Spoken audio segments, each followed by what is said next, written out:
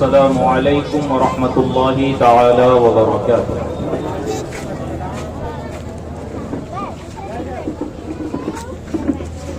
الحمد للہ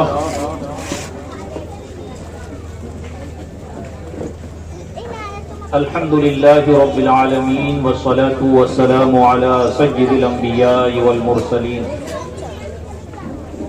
وعلى آله وأصحابه وأزواجه وذرياته وأهل بيته وأحبابه أجمعين. أما بعد فأعوذ بالله من الشيطان الرجيم. بسم الله الرحمن الرحيم. يا أيها النبي حسبك الله ومن اتبعك من المؤمنين.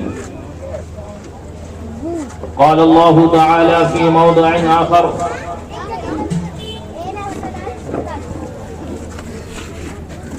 فلا تقل لهما أف ولا تنهرهما.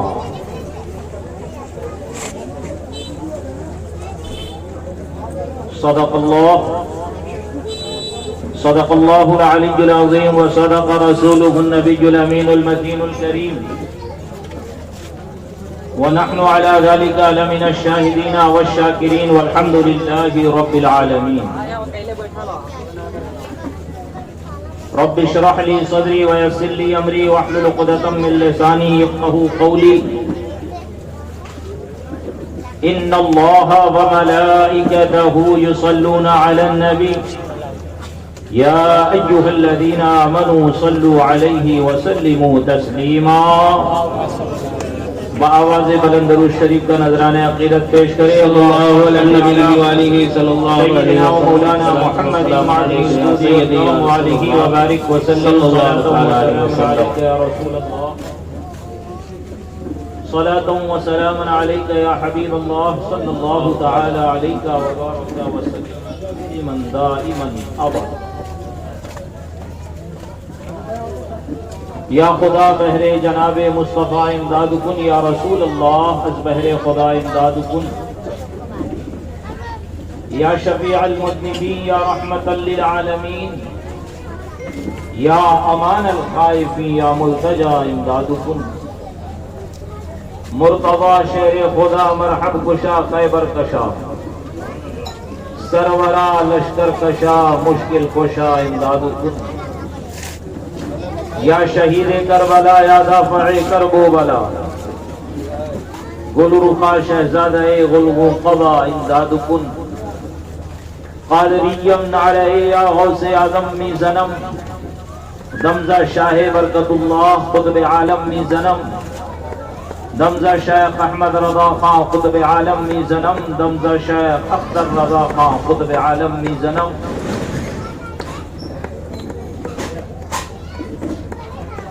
سیدی سرکار اعلی حضرت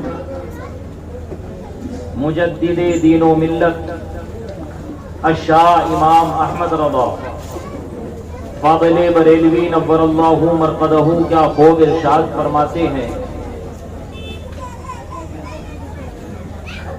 کہ وہ عمر جس کے آداب پہ شیدا سفر.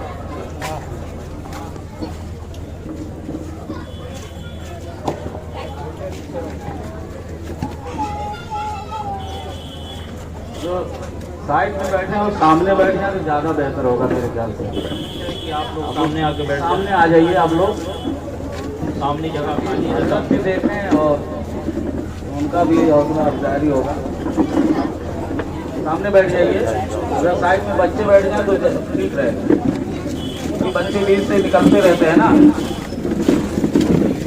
مرحبا بلند درود شریف کا نذرانہ عقیدت پیش کرے. اللہم صلی علی سیدنا مولانا محمد صلی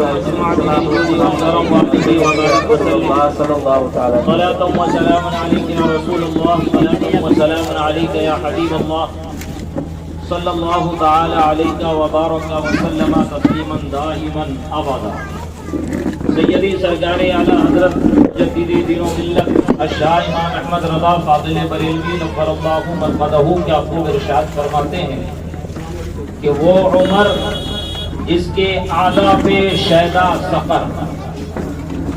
سقر سمجھتا؟ سقر کہتے ہیں جہنم کو، اور اعداء کہتے ہیں دشمنوں۔ یہ عدو کی جمع ہے اعداء۔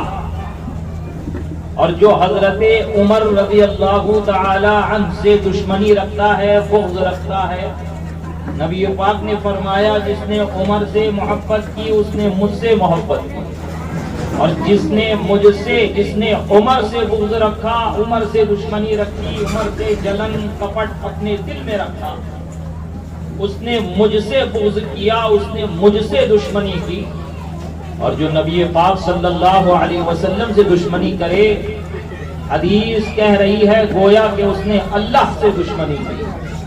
جو نبی پاک صلی اللہ علیہ وسلم سے بغض رکھے، گویا کہ وہ اللہ تبارک و تعالی سے بغض رکھ رہا ہے، اور جو اللہ سے بغض رکھے گا تو اللہ تبارک و تعالی اس کی عنقریب پکڑ فرمائے گا، اور جب خدائے تعالی پکڑ کرتا ہے تو قیامت تک کوئی راہ اسے نظر نہیں آتی جس کی پکڑ کی جاتی ہے۔ سیدی سرکار اعلی حضرت نے فرمایا وہ عمر جس کے اعداء پہ شیدا سقر، یہ حضرت عمر رضی اللہ تعالی عنہ کے دشمن پہ جہنم فدا ہے، اور جہنم جب فدا ہوگی تو کیا کرے گی؟ جہنم کے اندر جو جائے گا وہ گل جائے گا، جل جائے گا، اور بار بار اس کے اعداء درست ہوں گے، پھر اس پر عذاب ہوگا۔ جہنم تو بڑی بھیانک اور خطرناک جگہ ہے، یعنی پتہ چلا سیدی سرکار اعلی حضرت فرما رہے ہیں، کہہ رہے ہیں کہ حضرت عمر فاروق رضی اللہ تعالی عنہ سے جو دشمنی رکھے گا وہ جہنم میں جائے گا، حضرت عمر فاروق رضی اللہ تعالی عنہ سے جو بغض رکھے گا وہ جہنم میں جائے گا، حضرت عمر فاروق رضی اللہ تعالی عنہ کے لیے دل میں جو جلن کپٹ رکھے گا وہ جہنم میں جائے گا، اور جہنم میں وہ جائے گا تو جائے گا، اتنا یاد رکھے دنیا ہی میں اس کو اپنی بربادی کا احساس ہونا شروع ہو جائے گا۔ وہ عمر جس کے اعداء پہ شیدا سقر، اس خدا دوست حضرت پہ لاکھوں سلام۔ صدق و عدل و کرم و ہمت میں چار سو شہرے ہیں ان چاروں کے۔ عزیزان ملت اسلامیہ، رفیقان کرام، اللہ تبارک و تعالیٰ قرآن مجید فرقان حمید میں ارشاد فرماتا ہے فَلَا تَقُلْ لَهُمَا أُفٍّ وَلَا تَنْهَرْهُمَا۔ میں تھوڑا دیر اس پر گفتگو کرنا چاہتا ہوں، پھر اس کے بعد اپنے موضوع پہ آ جاؤں گا۔ یہاں خدائے تعالیٰ والدین کی مرتبے کو بتا رہا ہے، اور بتا رہا ہے، یہ حکم دے رہا ہے، بتا نہیں رہا ہے، یہ حکم دے رہا ہے اولاد کو، بچوں کو، کہ اپنے والدین کے لیے دعا کرو، اور جب وہ بڑھاپے میں پہنچ جائے وہ دونوں یا ان دونوں میں سے کوئی ایک،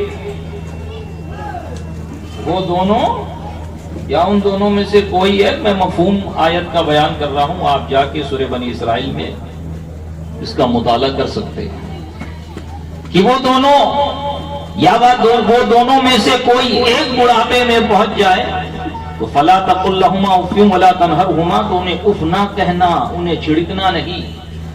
اف کا ایک معنی مفسرین نے اف بیان کیا، اور اف کا معنی تکلیف بھی ہوتا ہے۔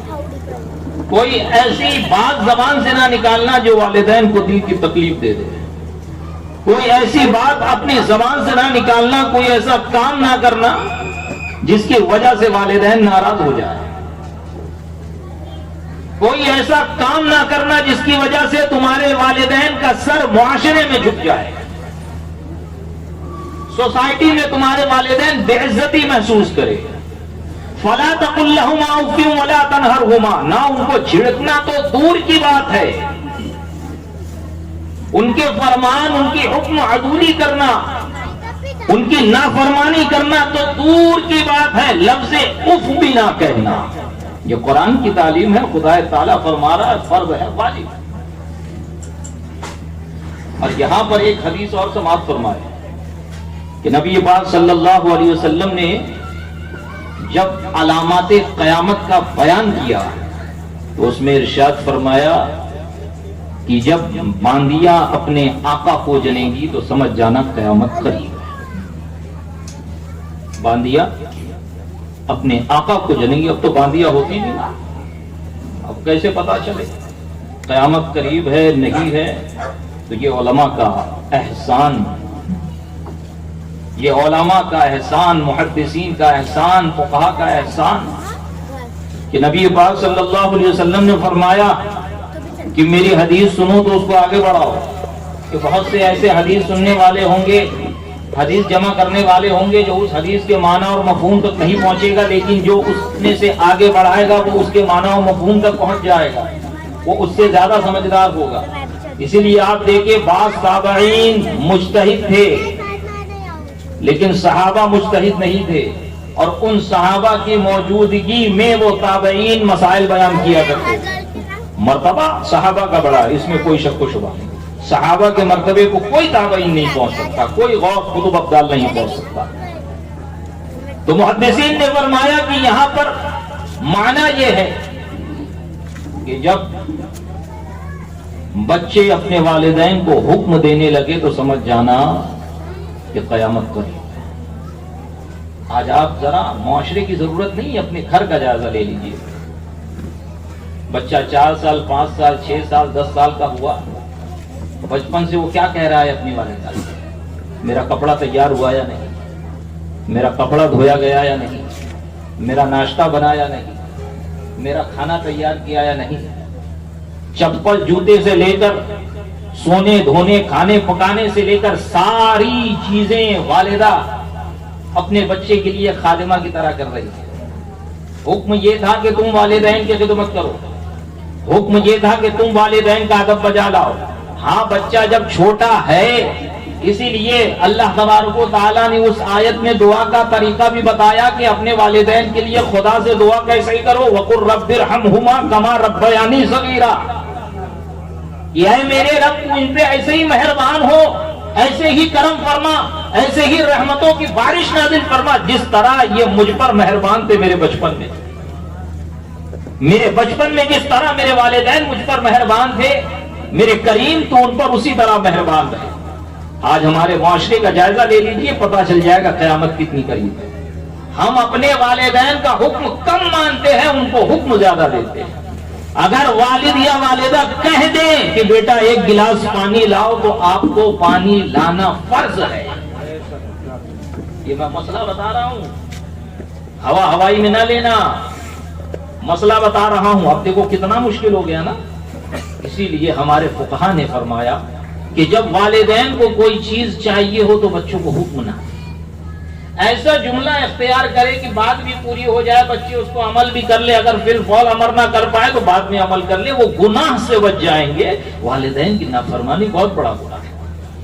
باہر شریعت میں جزیہ مل جائے گا آپ کو, غالباً عالمگیری کے حوالے سے لکھا اور فرمایا کہ والدین کو جب کوئی چیز چاہیے ہو تو وہ یوں کہیں کہ کیا اچھا ہوتا کوئی پانی دے دیتا, کیا اچھا ہوتا آج کھانے میں یہ پک جاتا, کیا اچھا ہوتا کوئی ایسا کر دیتا. تو اب بچہ بھی اگر تربیت والدین نے کی ہوگی تو سمجھ جائیں گے والد صاحب حکم دینا چاہ رہے ہیں لیکن حکم دے نہیں رہے ہیں. کہیں ایسا نہ ہو کہ میرا بچہ سنے اور میں حکم دوں اور وہ ٹال دے اور وہ گناہ میں مبتلا ہو. اللہ تبارک و تعالی نے فرمایا وَإِذْ أَخَذْنَا مِيثَاقَ بَنِي إِسْرَائِيلَ لَا تَعْبُدُونَ إِلَّا اللَّهَ وَبِالْوَالِدَيْنِ إِحْسَانًا. اے محبوب یاد کرو ہم نے بنی اسرائیل سے جو وعدہ لیا تھا. کیا وعدہ لیا؟ لا تعبدون الا اللہ, اللہ کے سوا کسی اور کی عبادت نہ کرنا. بڑے مختصر انداز میں جلدی جلدی کہہ کے گزر رہا ہوں. لا تعبدون الا اللہ, آپ بڑے غور سے اور دھیان سے سنیں کیونکہ میں زیادہ تشریح نہیں کروں گا, موضوع بہت ہے اور تفصیلی گفتگو اس پہ کی جائے گی.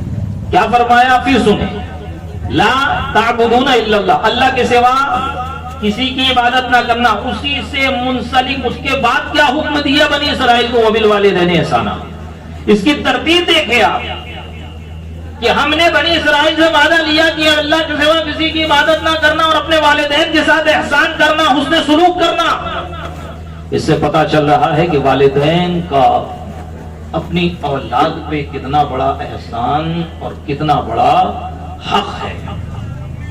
یہی حدیث میں نے ترمذی کے حوالے سے 2 دن پہلے سنائی تھی کہ یہاں والدین کا حق مارو گے. حق مارنے کی جب بات آتی ہے تو ہم سمجھتے ہیں کہ یہاں بات ہو رہی ہے پیسہ.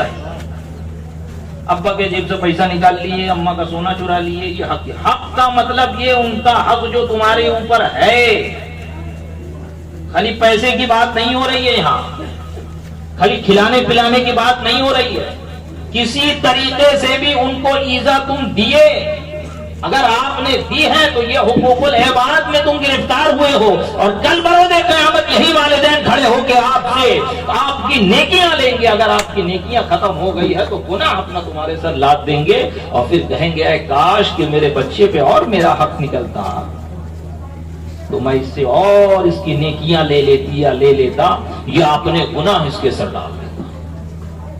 آج ہمارے معاشرے کا حال دیکھیں نا، ہم اپنے والدین کے حقوق ادا کر رہے ہیں، نا اپنے بھائی بہنوں کے حقوق ادا کر رہے ہیں۔ جو جائز حصہ بھائی کا بنتا ہے، اگر بھائی لینے پہ آ جائے تو ہم اس سے نفرت کرنے لگتے ہیں، جبکہ اپنی پراپرٹی اور اپنے حق کے لیے لڑتے ہوئے جو مر جائے وہ شہید حکمی ہے، شہید فقہی ہے۔ اگر تمہارا بھائی تمہاری اپنی پراپرٹی میں حصہ مانگ رہا ہے تو کچھ غلط نہیں کر رہا ہے، مسئلہ اگر سمجھ میں نہ آئے تو پھر اپنے امام سے کانٹیکٹ کریں، دارالفتہ جا کے علماء اور ائمہ اور مفتیان اکرام سے کانٹیکٹ کریں۔ فاسألوا اہل الذکر ان کنتم لا تعلمون، تم پوچھو اگر تمہیں نہیں پتا ہے اہل ذکر سے، یہ اہل ذکر ہے کون؟ یہ یہی علماء ہے جو جگہ جگہ آپ کے لیے بیٹھے ہوئے ہیں تاکہ آپ کو صحیح راہ دکھا سکے۔ اپنی بہن کا حق مارے ہوئے ہے، بہن بھی اپنے منہ سے کچھ نہیں کہہ رہی ہے، وجہ کیا ہے؟ بھائی سے مانگ لوں گی تو مائکا ختم ہو جائے گا، جاؤں گی کہاں؟ یہ ہمارے معاشرے کی بہت بری حقیقت ہے، کوئی نئی بات نہیں کر رہا، ڈھکی چھپی بات نہیں کر رہا، سب جانتے ہیں۔ وہ بھائی بہن جو بھوک لگنے پہ پریشانی کے عالم میں اگر ایک روٹی ایک لقمہ ہو تو اپنا لقمہ سامنے والے کو دے دے، بھائی بہن کو دے دے، لیکن جب پراپرٹی کی بات آتی ہے معاذ اللہ ایسا ہو جاتا ہے جیسے جانی دشمن، بات تک کے ختم کر دیں گے، قطع رحمی کر دیں گے، صلہ رحمی چھوڑ دیں گے، اور جہاں کہا جاتا ہے کہ ان سے رشتہ مت رکھو وہاں جا کے رشتہ جوڑیں گے۔ جہاں نبی پاک نے فرمایا ولا تجالسوہم ولا تناکحوہم ولا تشاربوہم ولا تصلی علیہم منہم مات ابدا، تو اب جا کے وہیں رشتے بھی کر رہے ہیں، وہیں رشتہ داریاں بھی نبھا رہے ہیں، علماء رد کر رہے ہیں تو برا بھی لگ رہا ہے۔ اور خود کا خونی رشتہ سنی صحیح العقیدہ بھائی ہے، اگر پراپرٹی میں حصہ مانگ لیا تو اس سے رشتہ کاٹ لیا۔ خود کی سنی صحیح العقیدہ بہن ہے، اگر اپنا حق مان لی تو اس سے رشتہ کاٹ لیا۔ وارے مسلمان کیا تیرا میرا؟ ہم شریعت پہ اپنی طبیعت کے مطابق عمل کرنا چاہتے ہیں، اس لیے ہماری حالت خراب ہے۔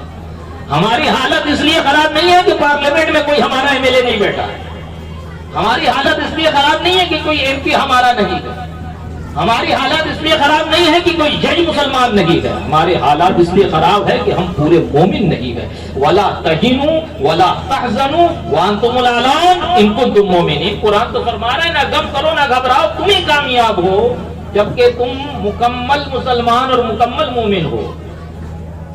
اگر تمہیں کامیابی نہیں مل رہی ہے تو اپنا محاسبہ کرو، اگر کامیابی سے دور ہو تو اپنا محاسبہ کرو۔ دوسروں کے گھر میں اور گریبان میں جھانکنے سے پہلے اپنے اندر جھانکو۔ من عرف نفسہ فقد عرف ربہ، جس نے اپنے آپ کو جان لیا اس نے خدا کو پہچان لیا۔ پہلے اپنا تجزیہ تو کرے، اپنا محاسبہ تو کرے، پھر دیکھے حالات کیسے نہیں بدلتے، پھر دیکھے معاشرہ کیسے نہیں سدھرتا ہے۔ معاشرہ ہم سے ہے، ہم معاشرے سے نہیں ہے، یہ بات یاد رکھیں آپ یہ نہ کہیں کہ معاشرہ ہی خراب ہے، حضرت کیا کہے تو تو معاشرے کا حصہ ہے، معاشرہ ہم سے بنتا ہے، ہم معاشرے سے نہیں بنتے ہیں۔ تم اپنا گھر سنبھالو، دوسرا اپنا گھر سنبھالے، تمہیں کیا ذمہ داری تمہارے سر پہ ڈالی گئی کہ تم دوسرے کے گھر میں جا کر دوسرے کا گھر سدھارنے کی کوشش کرو؟ جو تمہارے ماتحت آتے ہیں تم ان کو سدھارو، جو تمہارے ذمہ ہیں تم اس میں ان کا حقوق ادا کرو اور اس پر صحیح سے عمل کرو۔ تم اپنا گھر سنبھالو، دوسرا اپنا گھر سنبھالے۔ جب اپنے گھر کو سنبھالا جائے گا معاشرہ کیسے نہیں سدھرے گا؟ ہم معاشرہ سدھارنا نہیں چاہتے کیونکہ اسی گندگی کا شکار بھی ہم ہیں، اسی گندگی میں رہتے بھی ہم ہیں، اور ہم اس گندگی سے نکلنا نہیں چاہتے۔ حقیقت یہ ہے۔ تو لہذا مسلمانوں، والدین کی عزت کرو۔ اور ایک جملہ اور کہوں گا، بہت بڑا وسیع ٹاپک ہے، یہ بڑا وسیع ٹاپک ہے، بس ایک بات ذہن میں آ گئی۔ چند روز پہلے یا 1-2 ہفتہ پہلے میں نے جمعہ میں کہا تھا کہ سوتیلی والدہ تو یوں ہی بدنام ہے۔ آج جو معاشرہ اپنے سگے والد کے ساتھ سوتیلا برتاؤ کر رہا ہے نا، والدہ کا مقام تو بہت اونچا ہے۔ نبی پاک صلی اللہ علیہ وسلم نے بھی والدہ کا مقام بتایا۔ جب صحابی نے پوچھا مجھ پر سب سے زیادہ حق کس کا ہے، فرمایا تیرے والدہ کا۔ اس کے بعد کس کا ہے، فرمایا تیرے والدہ کا۔ اس کے بعد کس کا ہے، فرمایا تیرے والدہ کا۔ 3 مرتبہ فرمایا تیرے والدہ کا۔ پھر پوچھا یا رسول اللہ پھر کس کا ہے، تو کہا تیرے والد کا۔ اور قرآن میں پڑھے آپ، حدیث میں پڑھے تو والدین سے حسن و سلوک کا درس دیا گیا، حکم دیا گیا۔ والدہ کی صفت اور والدہ کے حقوق اور اس کی اہمیت قرآن نے بھی الگ سے بیان کی۔ میں اس کا منکر نہیں، کوئی مسلمان اس کا منکر نہیں، لیکن ایک اولاد کے لیے ماں باپ دونوں برابر ہیں۔ جہاں خدمت کی بات ہے تو والد کی خدمت زیادہ کی جائے گی، لیکن جہاں والدہ کی خدمت زیادہ کی جائے گی، لیکن جہاں عزت کی بات ہے، تعظیم کی بات ہے، وہاں والد کی تعظیم اور عزت زیادہ کی جائے گی۔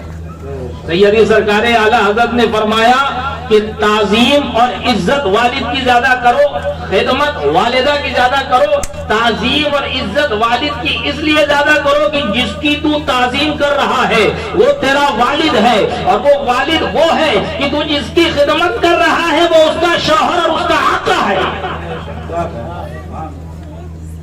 اور ہم نے والدہ کو تو سر پہ بٹھا کے رکھا، لیکن والد جہاں پیسہ اولاد کے ہاتھ میں آیا، والد بھی اب گھبرانے لگتا ہے۔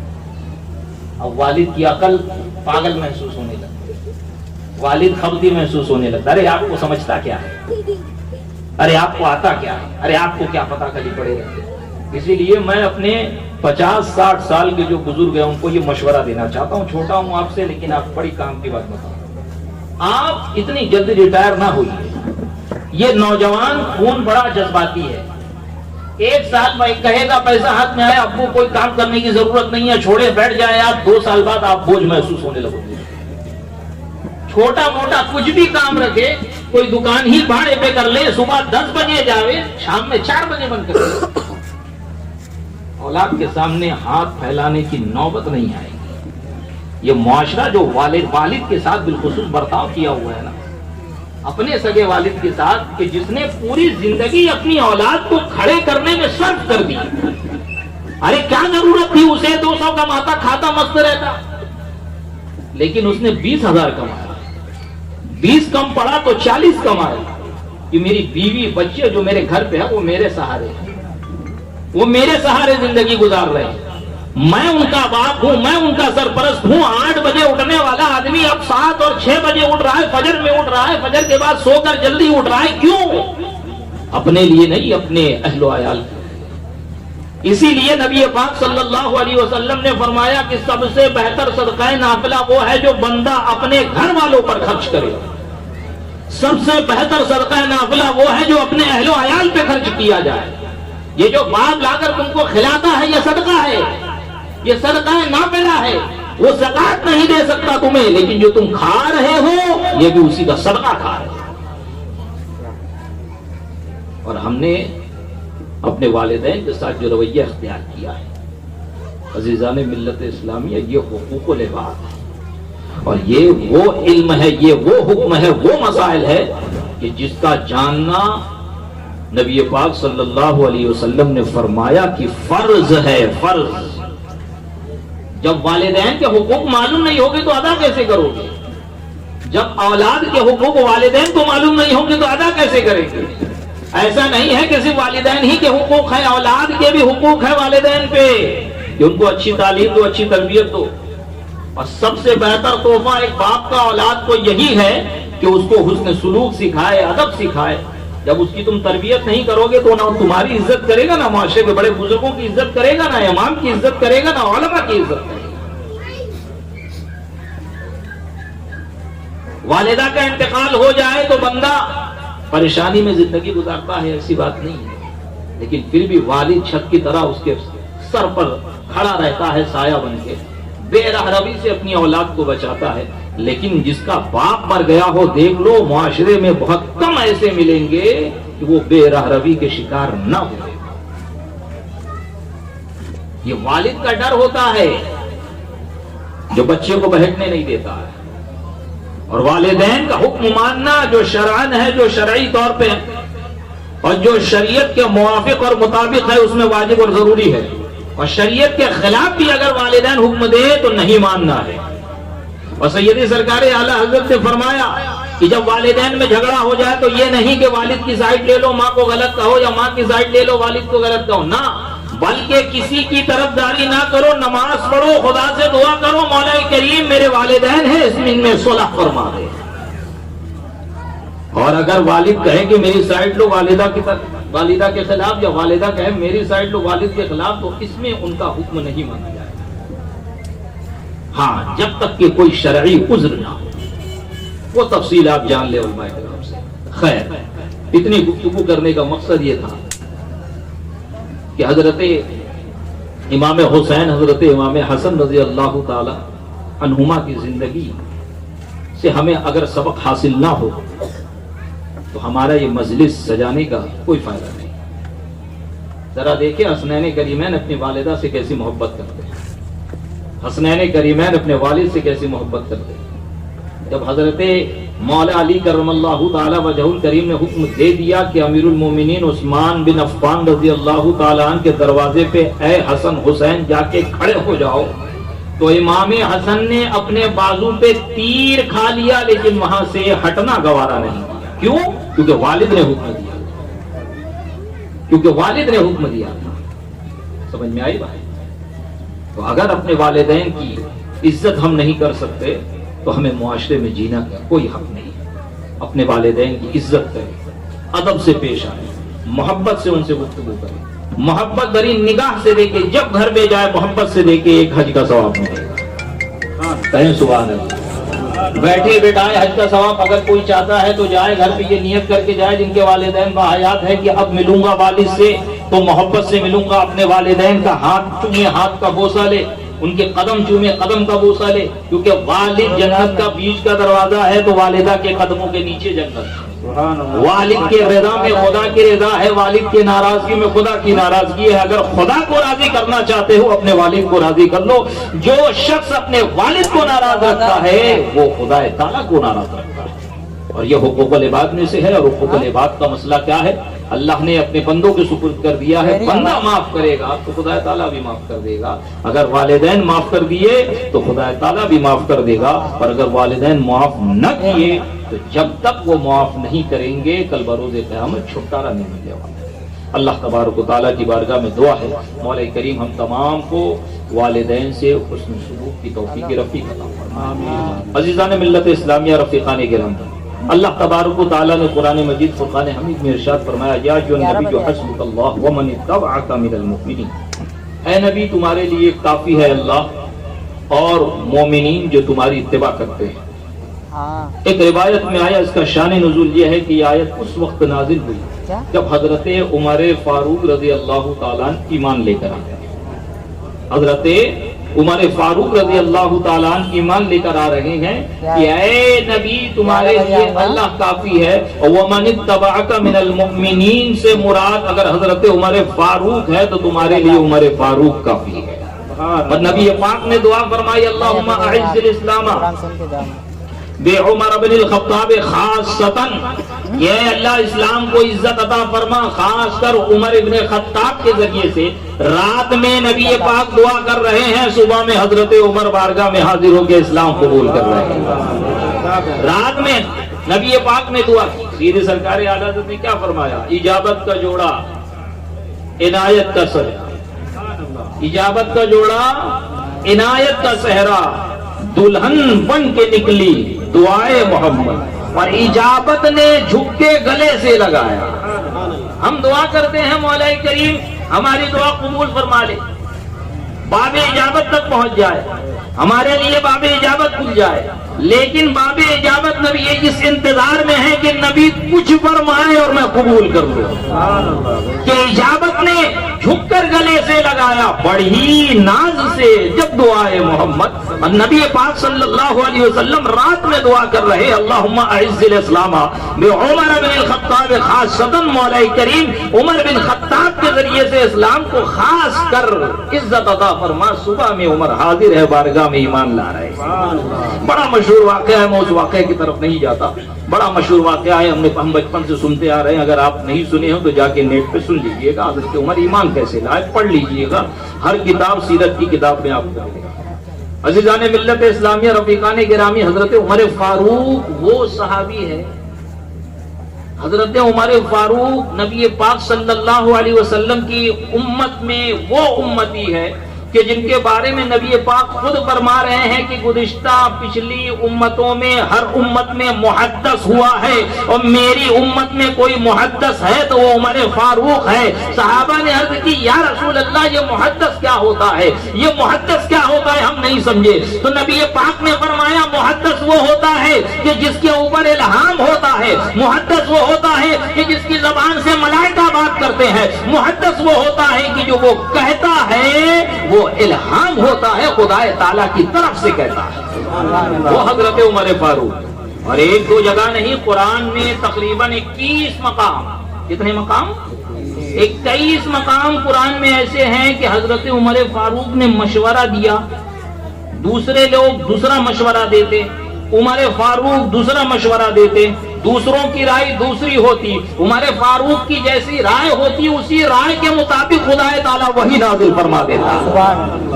حضرت عمر فاروق رضی اللہ تعالیٰ عنہ نے مشورہ دیا، امہات المومنین سے کہا کہ تم نہ بیٹھا کرو نبی پاک کے سامنے، جب غیر آیا کریں، صحابی آتے ہیں نبی پاک کے پاس، لوگ آتے ہیں سوال کرتے ہیں، پوچھتے ہیں، مسائل پوچھتے ہیں، تو تم وہاں بیٹھی ہوتی ہو، تم لوگ پردہ کر لیا کرو۔ تو کسی جس سے کہا تو امہات المومنین میں سے ایک نے کہا اے عمر کتنی بڑی بات کہہ رہے ہو، ہم نبی پاک کے پاس بیٹھے ہیں، نبی پاک ہمیں منع نہیں کر رہے ہیں، تم منع کر رہے ہیں، ہمارے گھر میں قرآن نازل ہو رہا ہے، اللہ منع نہیں کر رہا ہے، تم منع کر رہے ہو، کیسی باتیں کر رہے ہو، بڑی بات نکال رہے ہو مجھ سے۔ حضرت عمر فاروق نے کہا بڑی بات نکال رہا ہوں، لیکن ایسا ہی ہونا چاہیے۔ ابھی حضرت عمر فاروق نے مشورہ دیا ہے، خدا تعالیٰ نے آیت نازل فرما دی وَإِذَا فَاسْأَلُوهُنَّ مِنْ وَرَاءِ الْحِجَابِ، کہ جب تم اگر کوئی سوال کرو، سامان مانگو، گھر کا کوئی سامان مانگو، امہات المومنین سے مانگو تو پردے کے پیچھے سے مانگو۔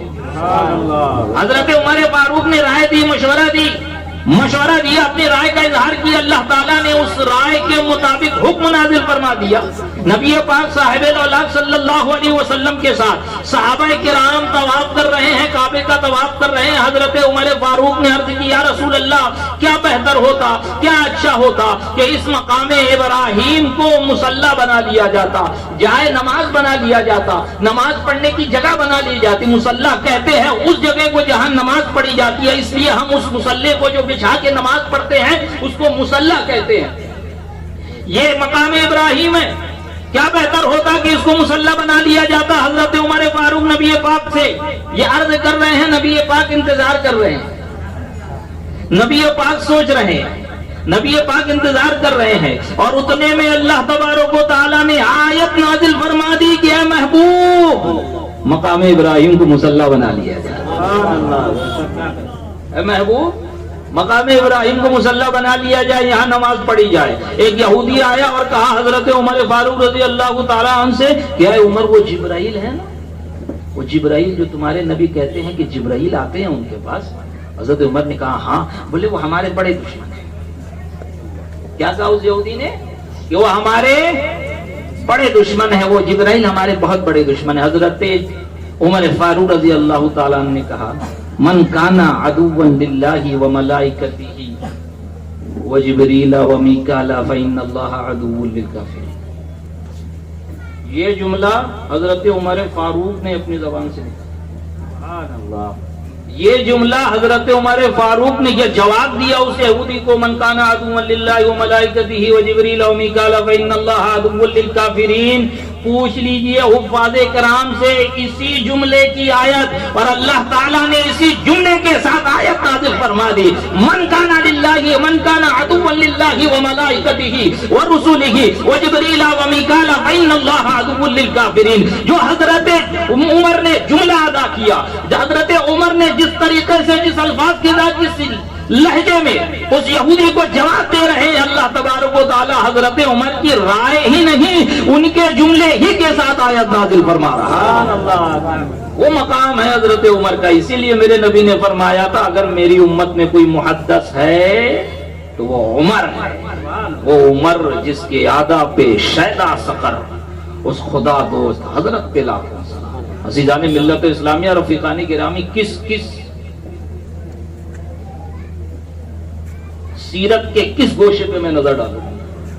حضرت عمر فاروق رضی اللہ تعالیٰ عنہ وہ بادشاہ اور وہ خلیفہ ہیں کہ جن کی خلافت 22.5 لاکھ مربع میل پر ہے. سکندر اعظم کی بھی اتنی بڑی حکومت نہیں تھی. حضرت ابو بکر صدیق رضی اللہ تعالیٰ عنہ نہ تو آپ کا دل دنیا کی طرف مائل ہوا، نہ آپ دنیا کو اختیار کیے، نہ دنیا آپ کی طرف آئی. اب ایسے اللہ کے برگزیدہ بندے. لیکن حضرت عمر فاروق رضی اللہ تعالیٰ عنہ کے پاس دنیا آئی اور بھر بھر کے آئی، اور اتنی آئی کہ فقط جب مدائن، ایک شہر جو فارس کا تھا، وہ فتح ہوا اور اس کی اتنی مال غنیمت وہاں سے آیا کہ حضرت عمر فاروق رضی اللہ تعالیٰ عنہ نے کہا کہ اس کو تمام مجاہدین میں بانٹ دیا جائے. تو وہاں سے لشکر سے جواب آیا حضور بانٹ دیا گیا. آپ نے کہا اوپر سے عطیہ بھی دے دیا جائے. تو وہاں سے جواب آیا کہ حضور عطیہ بھی دے دیا گیا. آپ نے کہا ٹھیک ہے ایسا ہے، سب قسم مجاہدین کا ہے، مجاہدین میں بانٹ دیا جائے. آپ نے یہ نہیں کہا کہ میرے لیے رکھ دیا جائے یا بیت المال میں جمع کر کے بیت المال سے میرے لیے نکال دیا جائے. نہیں، جب آیا ہے اور جب مدینہ میں آیا ہے تو اس طرح گودام نہیں بلکہ بکھرا ہوا ہے سارا مال و زر، سونا چاندی اور قسم قسم کے جو انعام وہاں سے آئے ہیں، مال آئے ہیں، مال غنیمت آیا ہے، وہ سب ایسی بکھرا ہوا ہے. حضرت عمر فاروق مسلمانوں میں بانٹتے جا رہے ہیں. حضرت عمر فاروق مسلمانوں میں بانٹتے جا رہے ہیں. حضرت حسنین کریمین سے سب سے زیادہ آپ کو دیتے، ان دونوں حضرات کو دیتے اور ان سے شروع کرتے. جب حضرت عبداللہ ابن عمر نے پوچھا کہ حسین کو زیادہ دیے مجھے کم دیے، تو آپ نے کیا کہا؟ وہ حسین ہے، تو عمر کا بیٹا ہے، وہ رسول کا بیٹا ہے.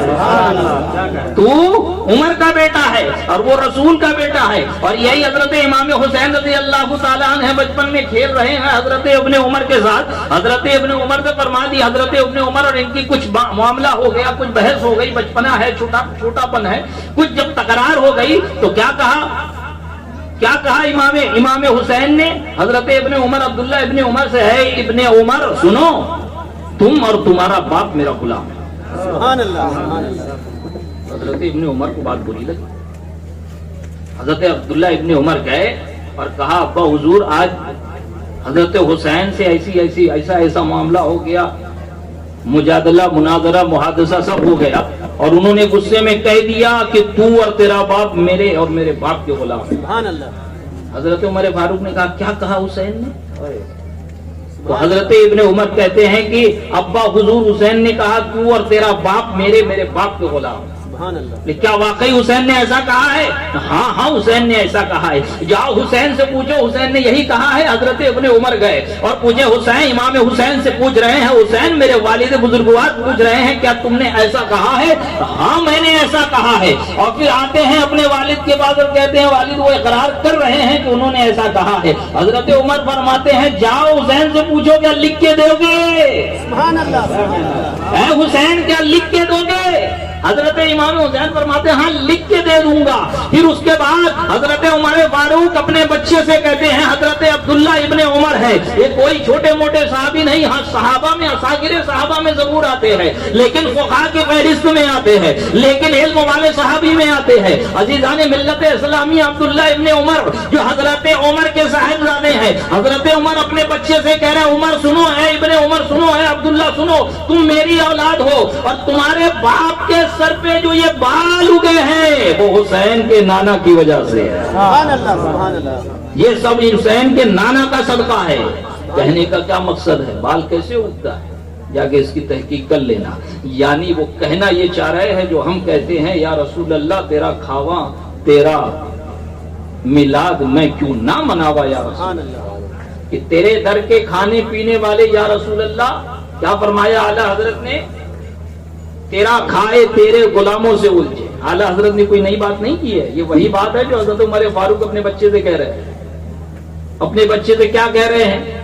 یہی تو کہہ رہے ہیں نا، یعنی کہ ہم جو صدقہ کھا رہے ہیں، ہم جو کھا پی رہے ہیں، یہ نبی پاک صلی اللہ علیہ وسلم کی وجہ سے ہے۔ ہم پہلے کھاتے تھے، اس پہ ثواب نہیں ملتا تھا، اب ثواب مل رہا ہے کیونکہ ہم مسلمان ہیں۔ مسلمان اس لیے ہے کہ نبی پاک نے ہم کو مسلمان بنایا ہے۔ اب ہمارا اٹھنا بیٹھنا بھی ثواب ہے، ہمارا چلنا بھی ثواب ہے، اب ہماری عبادت بھی عبادت ہے، اب ہمارا سونا بھی ثواب ہے، اب ہمارا جاگنا بھی ثواب ہے، اب ہمارا بولنا بھی ثواب ہے، اب ہمارا امور خلافت سنبھالنا بھی ثواب ہے۔ اے ابن عمر، اے میرے بیٹے، یہ کس وجہ سے ہے؟ یہ نبی پاک صلی اللہ علیہ وسلم کی وجہ سے۔ سبحان اللہ۔ اور یہ کس وجہ سے؟ یہ نبی پاک کی وجہ سے۔ عزیزان ملت اسلامیہ، رفیقان کرام، حضرت عمر فاروق رضی اللہ تعالیٰ عنہ کے بارے میں نبی پاک نے فرمایا ہے، عمر تم سے شیاطین کے، جن کے بھی شیاطین ڈرا کرتے ہیں اور انسانوں کے بھی شیاطین ڈرا کرتے ہیں۔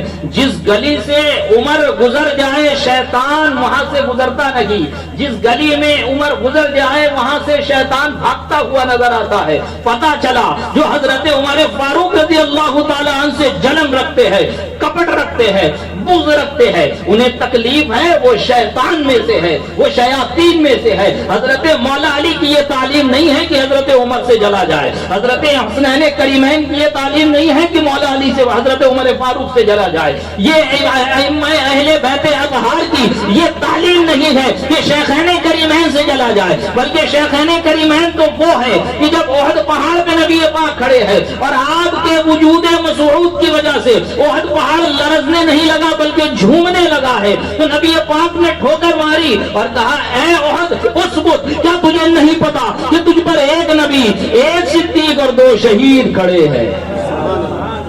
کون کھڑے تھے وہاں؟ نبی پاک صلی اللہ علیہ وسلم کے ساتھ یہ خلفائے ثلاثہ، حضرت ابو بکر صدیق ہے، حضرت عمر فاروق ہے، حضرت عثمان غنی ہے۔ نبی پاک نے اسی وقت بشارت دے دی کہ یہ دونوں شہید ہونے والے ہیں، یہ دونوں شہید ہونے والے ہیں۔ اس واقعے کو کیا خوبصورت انداز میں امام اہل سنت نے پیش کیا اور اپنے اشعار میں کہا کہ ایک ٹھوکر سے احد کا زلزلہ جاتا رہا، ایک ٹھوکر سے احد کا زلزلہ جاتا رہا، رکھتی ہے کتنا وقار اللہ اکبر ایڑیاں، رکھتی ہے کتنا وقار اللہ اکبر ایڑیاں۔ یہ ہوتا ہے عاشق، یہ ہوتا ہے عاشق۔ جو دنیا کا عاشق ہوتا ہے وہ اپنی محبوب اور محبوبہ کی زلفوں کی بات کرتا ہے، جو نبی پاک کا عاشق ہوتا ہے وہ ایڑی پہ اپنا سب کچھ قربان کر دیتا ہے، پوری ایڑی پہ پورا کلام لکھ دیا نا سیدی سرکار اعلیٰ حضرت نے۔ اور آپ کا کلام ایسا کلام کہ آپ پڑھتے چلیں گویا محسوس ہوگا حدیث پڑھ رہے ہیں، قرآن کی آیت کا ترجمہ تفسیر پڑھ رہے ہیں، واقعات پڑھ رہے ہیں، یہ کلام ہوتا ہے۔ خیر، تو عزیزان ملت اسلامیہ، رفیقان کرام، حضرت عمر فاروق رضی اللہ تعالیٰ عنہ یہ وہ ذات ہے، وہ شخصیت ہے کہ اپنے تو اپنے ہیں، غیروں نے بھی ان کو تسلیم کیا، ان کی خلافت کو تسلیم کیا۔ اور کسی عیسائی رائٹر نے کہا تھا اور کہا ہے کہ اگر اسلام میں ایک اور عمر پیدا ہو جاتا تو یہ جو دنیا تھوڑی بہت بچی ہوئی نظر آ رہی ہے یہ بھی نہ بچتی، سب کے سب اسلام ہوتا۔ 22.5 لاکھ مربع میل پر جو حکومت کر رہا ہے، مدینے کے باہر جا کر اپنی زرہ پہ سر رکھ کے آرام سے سو رہا ہے، نہ کوئی محافظ ہے، نہ کوئی سپاہی ہے، کسی طرح کا کوئی خوف نہیں۔ کیوں؟ اس لیے کہ وہ بادشاہ نہیں تھے، وہ خلیفہ تھے، اور وہ خلافت ان کی اعلیٰ منہاج نبوت تھی، اور وہ نبوت کی خلافت، وہ نبوت والی خلافت جو نبی پاک صلی اللہ علیہ وسلم نے پہلا خلیفہ مقرر کیا حضرت ابو بکر صدیق کو، وہی خلافت چل کے آ رہی ہے حضرت عمر فاروق کے بعد، کہ حضرت ابو بکر صدیق نے حضرت عمر فاروق کے نام کا انتخاب کیا اور لوگوں سے پوچھا، حضرت عثمان سے بھی پوچھا اور دیگر لوگوں سے پوچھا کہ کیا بتاؤں میں عمر کا انتخاب کر رہا ہوں غلط ہے یا صحیح ہے، میں نے عمر کا انتخاب کیا ہے صحیح ہے یا نہیں؟ تو سب نے کہا عمر بہت اچھے آدمی ہے، عمر رب تبارک و تعالیٰ کے احکام میں جلدی کرتے ہیں، اس کی رضا میں راضی ہوتے ہیں، اس کی ناراضگی سے ڈرتے ہیں۔ کسی کہنے والے نے کہا کہ عمر بڑے سخت ہیں، عمر کو نہ بناؤ، بہت بڑا منصب ہے خلافت، آپ کیا جواب دو گے خدا ابو عمر بہت سخت ہے. حضرت ابو بکر صدیق رضی اللہ تعالیٰ عنہ کا جملہ یاد رکھے, تاریخ میں نوٹ ہے, حدیث میں ذکر ہے. حضرت ابو بکر صدیق نے فرمایا میں جس کو خلیفہ مقرر کر رہا ہوں, اپنا نائب مقرر کر رہا ہوں, کل بروز قیامت خدا تعالیٰ مجھ سے اگر پوچھے گا تو میں کہہ دوں گا میرے مولا میں نے اس کو اپنا نائب بنایا تھا جو تیرے بندوں میں سب سے بہتر ہے. میں نے اس کو اپنا نائب بنایا جو میرے بندوں میں سب سے بہتر تھا. آپ دیکھیں اتنا بہتر. جب عمومی بات کافی ہے میرے بھائی کہ جن کے رائے کے مطابق قرآن نازل ہو رہا ہے. آج 1400 سال بعد جو کہ نبی پاک صلی اللہ علیہ وسلم کے زمانے سے بہت دور ہوتا جا رہا ہے.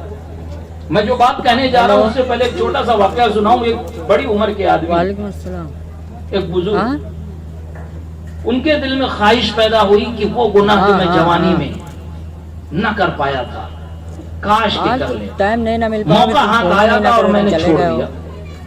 اور پھر یہ خیال جب دل میں گزرا تو خود کو کوسنے لگے کہ بے وقوف اپنے نفس کو ڈانٹنے لگے کہ جوانی میں جو گناہ نہیں کیا بڑھاپے میں اس کی حسرت کر رہا ہے.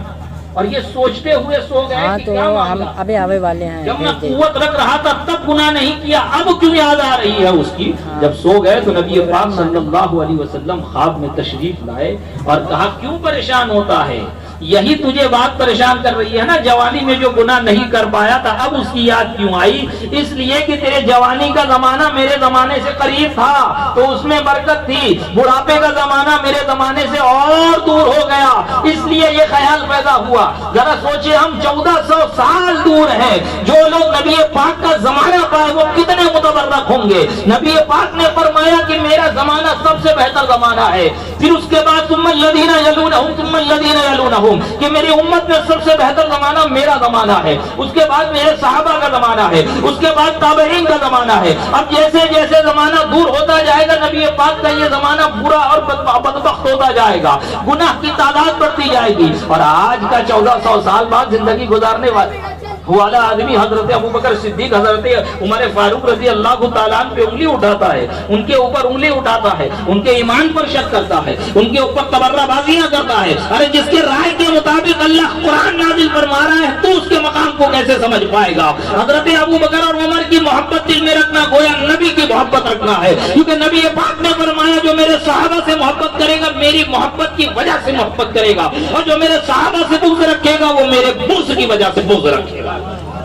صحابہ سے بغض کرتے ہو کیا سمجھتے ہو, خدا سے بغض کر رہے ہو, نبی سے بغض کر رہے ہو, خدا سے بغض کر رہے ہو. اور جو خدا سے بغض رکھے گا اللہ تبارک و تعالیٰ جب اس کی پکڑ فرمائے گا تو قیامت تک کے اس کو نہیں چھوڑے گا. لہذا اپنے آپ کو کامیاب رکھنا چاہتے ہو عزیزان ملت اسلامیہ تو ان صحابہ کے دامن سے جڑے رہو. اپنے آپ کو کامیاب رکھنا چاہتے ہو تو ان صحابہ کی تعلیمات پہ عمل کرتے رہو, دنیا بھی سنور جائے گی, آخرت بھی سنور جائے گی. اللہ تبارک و تعالیٰ کی بارگاہ میں دعا ہے مولا کریم ہم تمام کو صحابہ کرام سے سچی محبت رکھنے کی توفیق رفیق عطا فرمائے. مولا کریم انہی کی محبت میں جلائے, انہی کی محبت میں ہمارا خاتمہ فرمائے, کل بروز قیامت انہی کے ساتھ ہمارا حشر فرمائے. آمین بجاہ النبی الکریم. وآخر دعوانا ان الحمدللہ رب العالمین. السلام علیکم ورحمۃ اللہ.